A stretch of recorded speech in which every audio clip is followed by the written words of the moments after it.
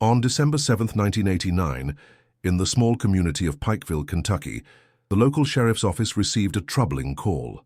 Meredith Lawson, a 32-year-old elementary school teacher, reported that her 15-year-old niece, Sarah Collins, hadn't been seen for 3 days. What initially appeared to be a typical teenage runaway case would eventually unravel into one of the most disturbing family secrets in Pike County history. Sarah Collins lived in a 3-story Victorian home on Elm Ridge Road with her father, Richard Collins, a 47-year-old coal mining supervisor, her paternal grandmother, Evelyn Collins, 73, and 2 younger siblings, Michael, 13, and Rebecca, 9.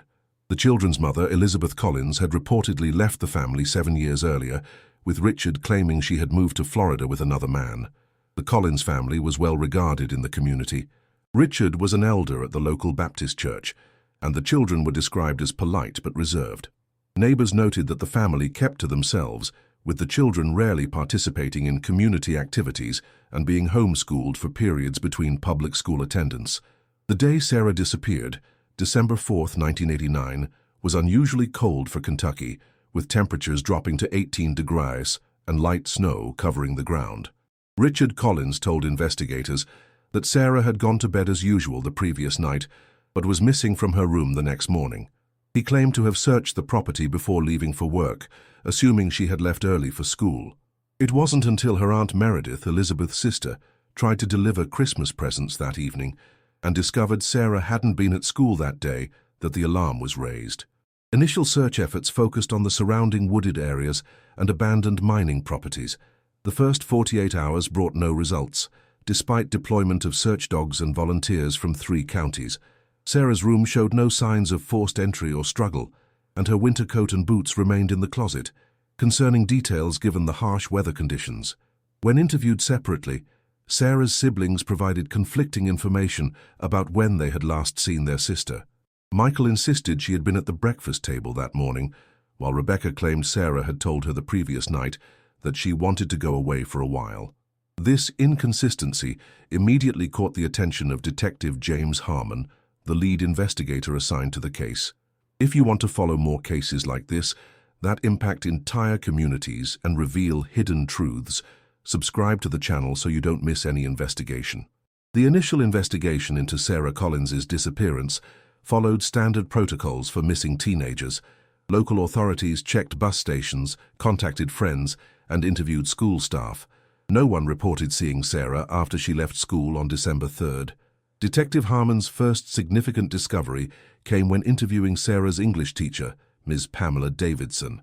According to Davidson, Sarah had submitted a troubling creative writing assignment just 2 weeks before her disappearance, a short story about a girl trapped in her own home, unable to escape her guardian.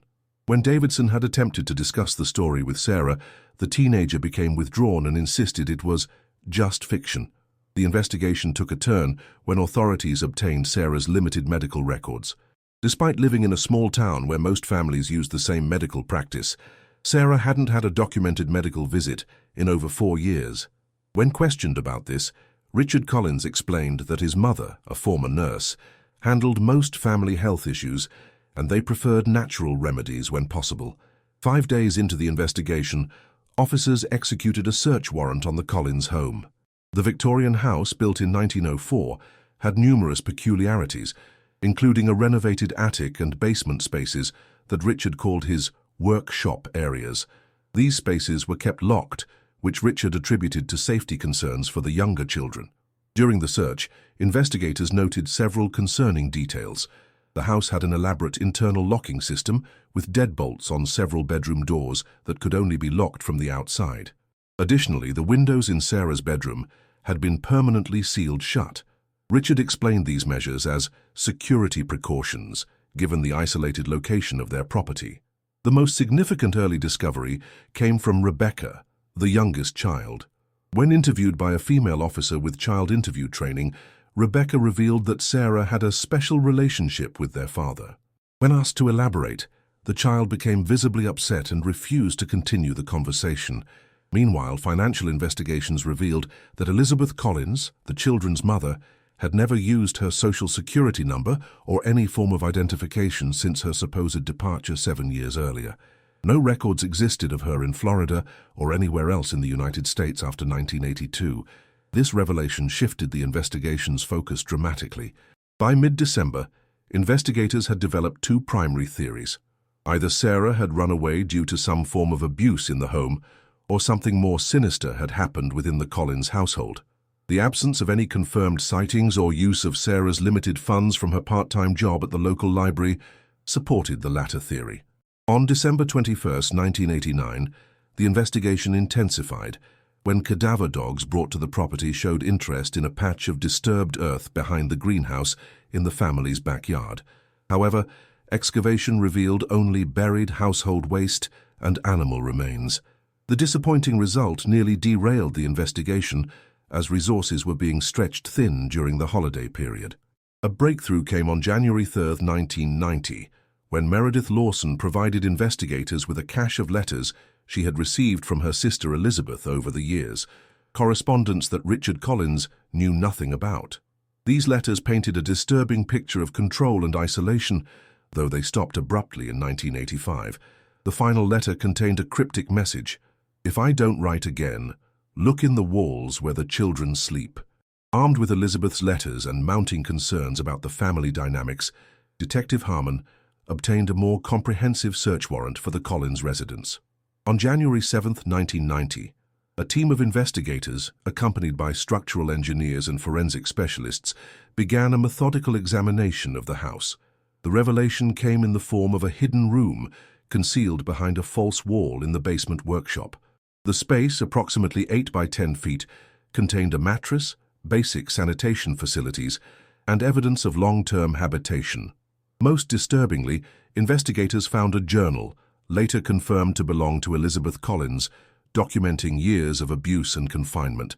The journal detailed how Richard Collins had gradually isolated Elizabeth after their marriage in 1972, eventually confining her to the hidden room following the birth of Rebecca in 1980. The entries suggested that Richard had been sexually abusing both Elizabeth and more recently Sarah. The final entry, dated just 2 weeks before Sarah's disappearance, expressed Elizabeth's fear that he's turning his attention to S now that she's the same age I was when this all began. Following this discovery, the investigation shifted to a potential homicide case for both Elizabeth and Sarah Collins. Forensic teams discovered blood evidence in Richard's workshop that matched Elizabeth's blood type. DNA testing was still in its early stages in 1990. However, no physical evidence of Sarah was found in the hidden room. On January 12, 1990, Richard Collins was arrested and charged with the unlawful imprisonment of his wife, Elizabeth. When confronted with the evidence, Richard's behavior changed dramatically. He became withdrawn and requested an attorney, refusing to provide any information about Sarah's whereabouts or Elizabeth's fate. The case took another dramatic turn on January 18th, when an anonymous call to the sheriff's office led investigators to an abandoned mining property owned by the Collins family, approximately 30 miles from the main residence. There, in a collapsed shaft sealed with concrete, authorities discovered human remains later identified as Elizabeth Collins. Forensic analysis indicated she had been dead for approximately 2 years, contradicting Richard's claim that she had left the family 7 years earlier. The search for Sarah intensified, with state and federal resources joining the effort. As news of the case spread throughout Kentucky, several neighbors and church members came forward with observations they had previously dismissed. Sarah's frequent absences from school and church events, her declining physical appearance over the previous year, and her increasingly withdrawn behavior.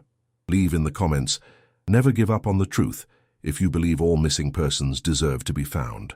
Perhaps the most significant revelation came from Harold Jenkins, a former colleague of Richard's at the mining company. Jenkins recalled a conversation from November 1989 where Richard had asked detailed questions about certain remote properties and the effects of quicklime on organic matter. This information led investigators to several additional properties connected to the Collins family. On February 3, 1990, the breakthrough everyone had been hoping for occurred when Sarah Collins was found alive. She was discovered in an abandoned hunting cabin owned by Richard's cousin in the Daniel Boone National Forest, approximately 50 miles from Pikeville. The teenager was severely malnourished and showed signs of physical and sexual abuse, but was alive. Richard had apparently hidden her there after killing Elizabeth when Sarah threatened to expose the years of abuse. The full truth of the Collins family case emerged during Richard Collins' trial, which began in September 1990. Sarah, now receiving intensive therapy and living with her Aunt Meredith, provided testimony that shocked even the most experienced court officials in Pike County.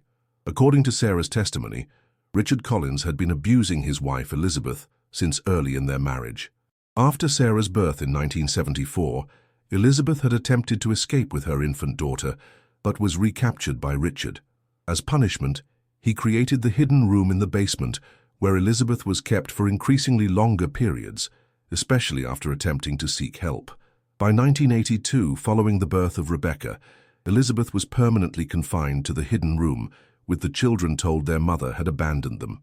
Richard maintained this facade for years, occasionally allowing Elizabeth brief contact with the children under strict supervision. During this time, he began inappropriate behavior towards Sarah, which escalated to sexual abuse when she reached puberty. The court heard how Elizabeth had secretly educated Sarah about the abuse and confinement, using their limited contact to pass notes and warnings. In late 1987, when Sarah was 13, she discovered her mother's hidden room while Richard was away on a work trip. For nearly 2 years, the two had plotted an escape, communicating through notes hidden in the house and during Sarah's assigned visits to bring food to the person she'd been told was a sick relative they were caring for in the basement. The plan unraveled in November 1989 when Richard discovered their communication. In a rage, he killed Elizabeth and buried her body at the mining property. He then kept Sarah confined in the house, telling the younger children their sister was ill and confined to her room. When Sarah's Aunt Meredith announced an unexpected visit, Richard panicked and relocated Sarah to the remote cabin. Medical examinations confirmed the extensive abuse Sarah had endured, as well as the conditions of her mother's life and death. Forensic evidence from the hidden room, including hair and blood samples, corroborated Sarah's account of Elizabeth's confinement and eventual murder. On February 15, 1991, Richard Collins was convicted of first-degree murder, kidnapping, incest, and multiple counts of rape and sexual abuse. He received a life sentence without the possibility of parole.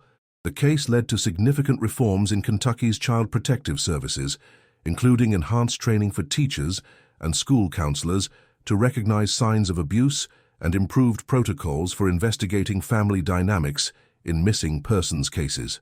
The younger Collins children, Michael and Rebecca, entered foster care before eventually being adopted by their maternal grandparents. Both received extensive therapy to address the psychological trauma of their upbringing.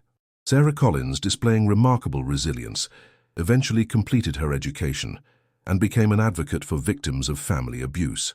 In 1998, she established the Elizabeth Collins Foundation, which works to identify and support children in abusive family situations and provides resources for those who have escaped similar circumstances.